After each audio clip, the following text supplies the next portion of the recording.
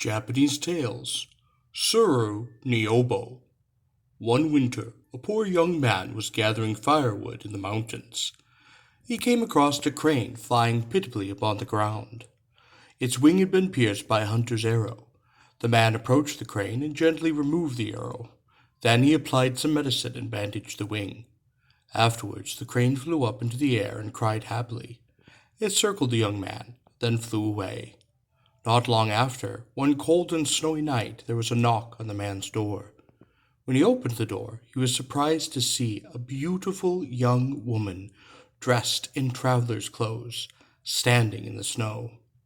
It was cold and dark, and a terrible time to be traveling alone. The woman asked if she could spend the night in the man's house. He felt sorry for her and immediately welcomed her inside. She sat by the fire to warm up, and though he was poor, the man offered her what little food he had. The next day, the man went out to gather more firewood. When he returned, the woman was still there. Not only that, she had cleaned the whole house. She stayed the following day too, and after that, and the day after that. She made no mention of continuing on her journey, and the man did not ask her about it, for he quite enjoyed her company. This carried on for quite some time. One day, the young woman told the man that she would like to be his wife. The man could not believe that such a beautiful young woman would want to marry someone as poor as him. She assured him that she had thought carefully about her decision. He did like having her around, and so he happily took her as his bride. For a wedding gift, she asked him to build her a loom.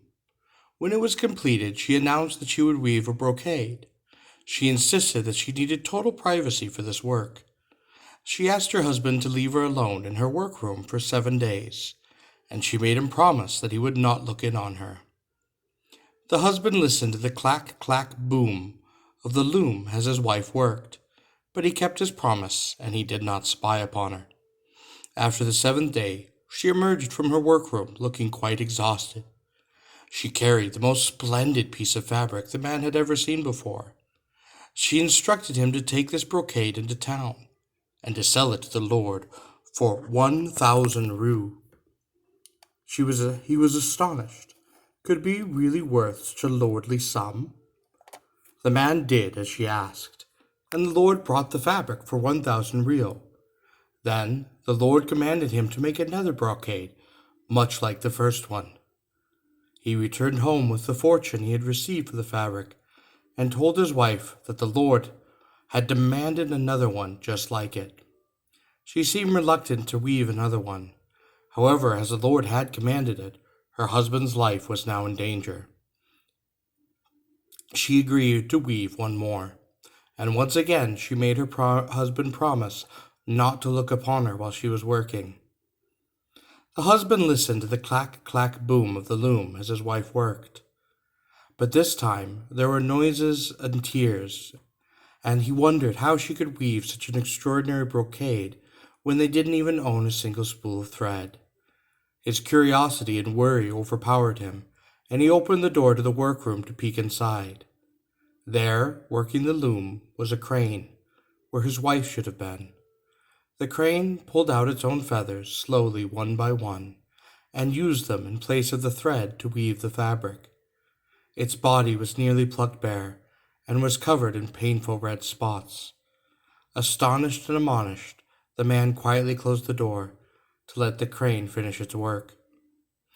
After the 7th day, the woman emerged from the workroom, looking quite gaunt. She carried the brocade equal in splendor to the first one. It would surely sell again for 1,000 ryu. She gave the fabric to her husband, and looked at him with sad, quiet eyes. She explained that she was the crane he had saved from the hunter that night, and in order to repay his kindness, she had changed into a human in order to be near his side.